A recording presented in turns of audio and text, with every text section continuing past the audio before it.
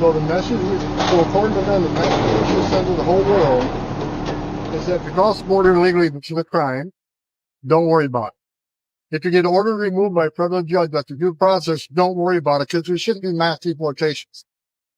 Is that the message we send to the whole world? People are still putting themselves in harm's way. It comes to the United States Senator.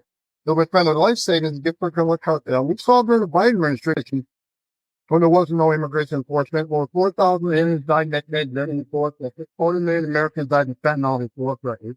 Secure border saves lives. I wish the Catholic Church will understand that. We have the right to secure our borders like they have the right to secure their facility. And then you can't go to their facility and not get arrested. Matter of fact, the penalty entering their facilities are much worse than ours. So, we're going to force along. By doing that, we're saving a lot of lives. Secure border saves lives.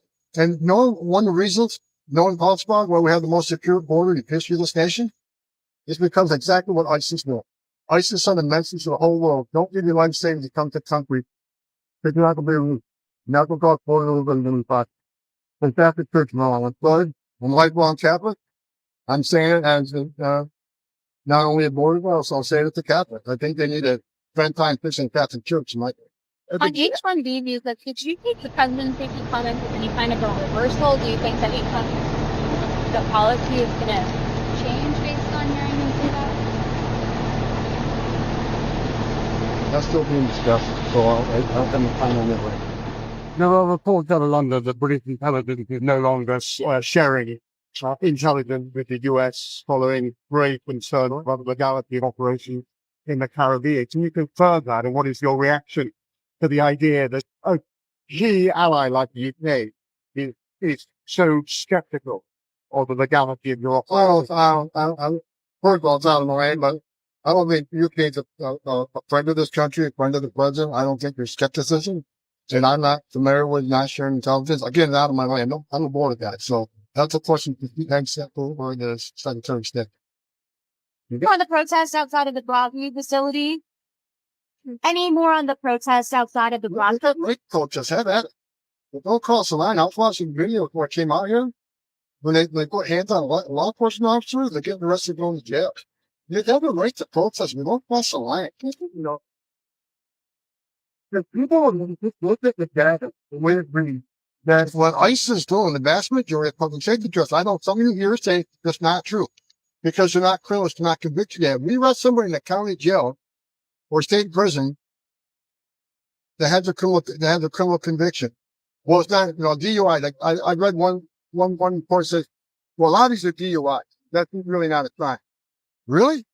12,000 people a year die from DUIs. I consider that a significant public safety threat. But then they say, well, some of these aren't convicted. Well, we arrest them in the county jail. They're in jail, locked in a jail cell because they're arrested for a crime. We consider those convicted and those pending criminal charges criminals. But you got a lot of the media saying, well, most of the people in ICE detention aren't a criminal. Wrong. I looked at the data this morning. More than half are criminals. And as far as what we're arresting, it hovers around 64 to 70% are criminals. And who are the others? 30%, which the media ignores. A lot of them are national security threats. Most national security threats don't have a criminal history. We arrested several thousand Iraqi nationals.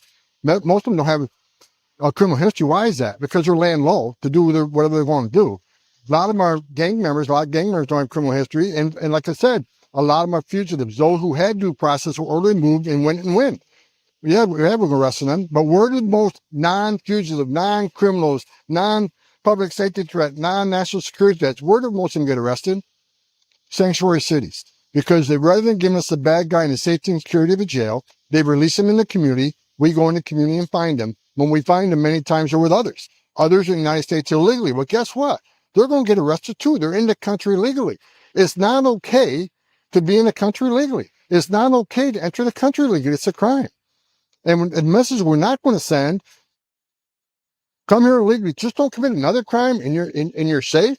Not the message we're going to send. That's why we had the most secure border in lifetime in the history of this nation. Not only that, let's not forget, it's just not about immigration. It's just not about a secure community. The stronger the border is, the stronger our national security is, because we now have a pretty good hand on who's coming in, what's coming in, where it's coming in, and why it's coming in, which didn't happen in the 4 years of Biden administration. 2.1 million gotaways. biggest national security vulnerability this country's ever seen. I Can I ask you about the don't refugee cap? think Can I ask you about the refugee cap now? Now that the president has announced that the shutdown is ending, will you consult with Congress on those 2026 refugee targets, or no? There's discussions going on. With Congress? Yes. It's my understanding that's mandated. That's why I'm asking. I guess I'm curious whether there's flexibility in that number, or is that I mean, I talk to members of Congress every day. So there's discussions going on, but look, it's president ultimate authority. And, but I think this administration is working well with members of Congress on anything related to immigration. Sir Nicolas Maduro down in Venezuela, do you think his days in power are numbered? The pressure's really ramping up. I can't comment on that. So as a member of the administration, do you think the $50 million bounty on his head, that reward being offered by the U.S. for his arrest and or conviction, is $50 million enough, or do you think that needs to go up? I got no comment on that. Look, Maduro's not a friend of this country. What they did during the last 4 years, they sent, Venezuelan gangs to this country. We saw what happened. We saw how many young women were raped and murdered by members of this gang. What I appreciate is President Trump took immediate action calling TDA a terrorist organization, MS-13 a terrorist organization, is the right move to make. And I said, even before the administration came into power, designating these groups terrorist organizations is the right thing to do.